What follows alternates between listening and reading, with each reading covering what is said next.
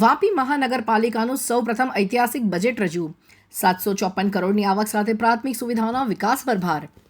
વાપી મહાનગરપાલિકા બન્યા બાદ પ્રથમ વખત મહાનગરપાલિકાનું બજેટ રજૂ કરવામાં આવ્યું છે. મહાનગરપાલિકાના કમિશનર યોગેશ ચૌધરીએ જિલ્લા કલેક્ટર ભવ્ય વર્માની ઉપસ્થિતિમાં આ બજેટ રજૂ કર્યું હતું.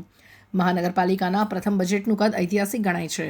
વહીવટદારના શાસન હેઠળ રજૂ થયેલા આ પ્રથમ બજેટમાં વાર્ષિક અંદાજિત આવક ₹754 કરોડ દર્શાવવામાં આવી છે, જ્યારે અંદાજિત ખર્ચ ₹747 કરોડ રાખવામાં આવ્યો છે.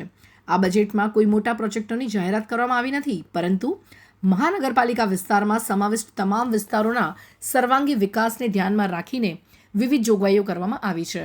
ખાસ કરીને મહાનગરપાલિકામાં નવા સમાવેશ થયેલા ગ્રામ્ય વિસ્તારોમાં વધુ સુવિધાઓ ઉપલબ્ધ થાય તે માટે પ્રાથમિકતા આપવામાં આવી છે.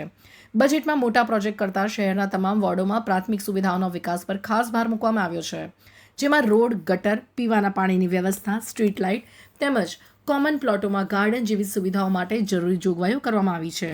આ રીતે વાપી મહાનગરપાલિકાનું સૌપ્રથમ બજેટ શહેર અને નવા સમાવેશ થયેલા વિસ્તારોમાં પ્રાથમિક સુવિધાઓમાં વધારો કરીને સર્વાંગી વિકાસને પ્રાધાન્ય આપતા બજેટ તરીકે રજૂ થયું છે. બજેટ આજે માન્ય વહીવટદારશ્રીએ મંજૂર કર્યું છે. એમાં આવતા વર્ષે 754 કરોડની આવકનો અંદાજ અને 747 કરોડના ખર્ચનો અંદાજને માન્ય વહીવટદારશ્રીએ મંજૂરી આપવામાં આવી છે. અને એમાં ખાસ કરીને બાંધકામ વિભાગના રોડના કામો, પાણી પુરવઠા માટે જેટલા આપણે જૂના નગરપાલિકા વિસ્તારમાં અપગ્રેડેશન અને નવા 11 ગામોમાં દરેક ઘર સુધી પાણીનું આયોજન, ડ્રેનેજમાં સ્ટોમ વોટર ડ્રેન બંને બાજુ નામદા ખનકી અને બિલખાડીની લાઇનિંગ કરીને એને સ્મૂથ કરવાનું કામ, અને ડ્રેનેજના જેટલા પણ મિસિંગ લિંક્સ છે અને નવા ગામો પણ ડ્રેનેજના કામો ખાસ કરીને ચણોદ અને ચીરી છેવાડામાં શરૂ થાય. સ્ટ્રીટ લાઇટ નવી 3500 આ વર્ષે આપણે આયોજનમાં લીધેલી છે.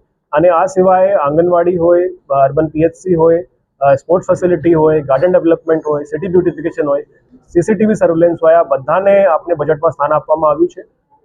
આજે અમે પહેલો ફાઇનાન્શિયલ યર વાપી મહાનગરપાલિકા બનીને કમ્પ્લીટ કર્યું છે. પ્રથમ વર્ષમાં અમે ઘણી બધી લર્નિંગ્સ થઈ છે અને આપણે કામોનું આયોજન પણ થયું છે. આવતા વર્ષે લાસ્ટ યર કરતાં પણ અમે ડબલ કામો કરી શકીએ આ પ્રકારની અમારી તૈયારી છે.